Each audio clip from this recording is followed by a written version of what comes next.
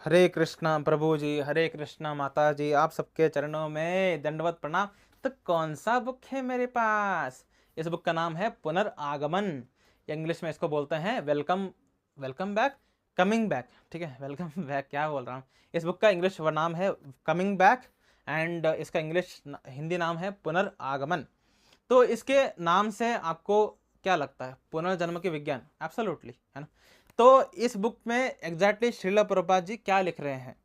इस बुक में श्रील प्रभुपाद जी ये लिख रहे हैं, जितने ये क्रिश्चियनिटी है, बाकी रिलीजन है जो कि पुनर्जन्म में बिल्कुल विश्वास नहीं करते, तो उन्हीं के रिलीजन के जो साइकोलॉजिस्ट थे, महान भक्त थे, जीवात्माएं थे, उनके क्या थॉट प्रोसेस थे, उनको श्रील प्रभुपाद जी ने स्टार्टिंग में ही लिख दिया है। क्रिश्चियनिटी के, इस्लाम धर्म के जो तत्ववादी थे, जो अत्यंत बुद्धिशाली एक्चुअल डेवोटीज थे अल्लाह के, जीसस के, गॉड के, तो उन्होंने क्या बोला है पुनर्जन्म के बारे में वो सब एस्टेब्लिश करते हैं। तो यानी अगर कोई इस्लाम या क्रिश्चियन आपका फ्रेंड है, उसको किताब दे दो, स्टार्टिंग के कुछ पन्ने पढ़कर ही उसका दिमाग आउट हो जाएगा कि मैं किस रिलीजन में हूँ। यहाँ पर तो लोग पुनर्जन्म में विश्वास नहीं करते, और हमारे रिलीजन के कुछ महान आत्माओं ने पुनर्जन्म को प्रूव कर दिया है अपने कोटेशंस में, है ना। तो ये किताब स्पेशली बात करती है पुनर्जन्म पे।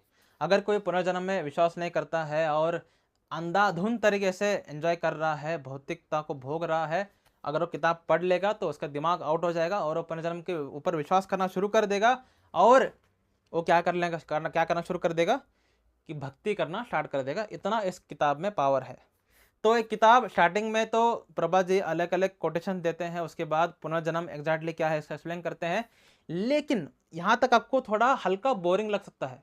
मैं जब किताब पढ़ रहा था ना फर्स्ट टाइम, मैं सोच रहा था कि भाई ये तो मुझे अत्यंत बोरिंग लग रहा है वो किताब, जब तक वो स्टार्टिंग में कोटेशन चल रहा है, कि मुझे ऑलरेडी विश्वास करता हूँ ना।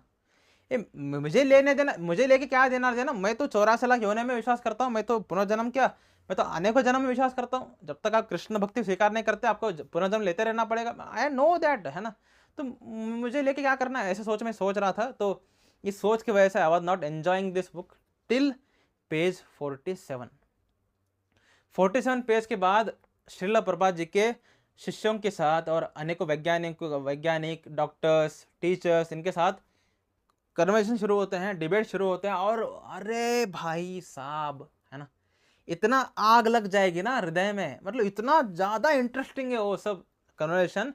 आप इस किताब को लोगे और किस कर दोगे इसको। क्या प्रभुपाद जी, क्या खतरनाक किताब, मतलब देखो, मुझे पर्सनली डिबेट्स करना अच्छा लगता है, मुझे पर्सनली डिबेट पढ़ना अच्छा लगता है, डिबेट सुनना अच्छा लगता है।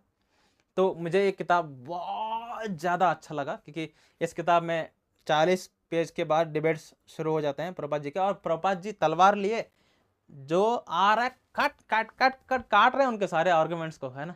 और क्या थ्रिल आएगी, आप छुट्टी मारना शुरू कर दोगे, वाह प्रभुपाद वाह, इस तरीके से आप एंजॉय करना शुरू कर दोगे इस किताब को पढ़ने के वक्त। तो ये किताब आपको मैक्सिमम 120 रुपीज़ तक आपको आ जाएगी। So you can purchase this book. ठीक है, हिंदी अच्छा है, मैंने इंग्लिश में पढ़ा हुआ है, हिंदी भी पढ़ा हुआ है। हिंदी ज़्यादा अच्छा है, हिंदी ज़्यादा इंटरेस्टिंग लगता है। इंग्लिश अगर आपके पास कमांड है इंग्लिश का, तो देन डेफिनेटली आपको इंग्लिश ज़्यादा अच्छा लगेगा, है ना। तो एक किताब का मेन पॉइंट ही ये है। तो अगर आपको इस फील्ड में इंटरेस्ट है, स्पेशली एक किताब किसको पढ़ना चाहिए, जिसको स्पेशली प्रचार करने में थोड़ा आनंद मिलता है, उनको, कैथोलिक्स को, क्रिश्चियंस को, मुस्लिम्स को, और अपने ही सनातन धर्म में, हिंदू धर्म में जितने लोग हैं जो कि पुनर्जन्म विश्वास नहीं करते, मूर्खों की तरह जी रहे होते हैं, उनको अगर डिबेट्स करना है, उनको आर्गुमेंट करना है, उनको भक्ति में लेके आना है, अगर आपकी ये इच्छा है। मुझे पर्सनली ये बिल्कुल पसंद नहीं है। मुझे लोगों को भक्ति में जोड़ना मुझे अत्यंत, मतलब बिल्कुल पसंद ही नहीं है। मुझे वो करना भी नहीं है, मैं कभी करता भी नहीं हूँ। मेरा एकमात्र कार्य है, जो भक्ति स्वीकार कर चुका है उसको हेल्प करना, उसको आगे बढ़ने में, दैट इज़ माई रोल।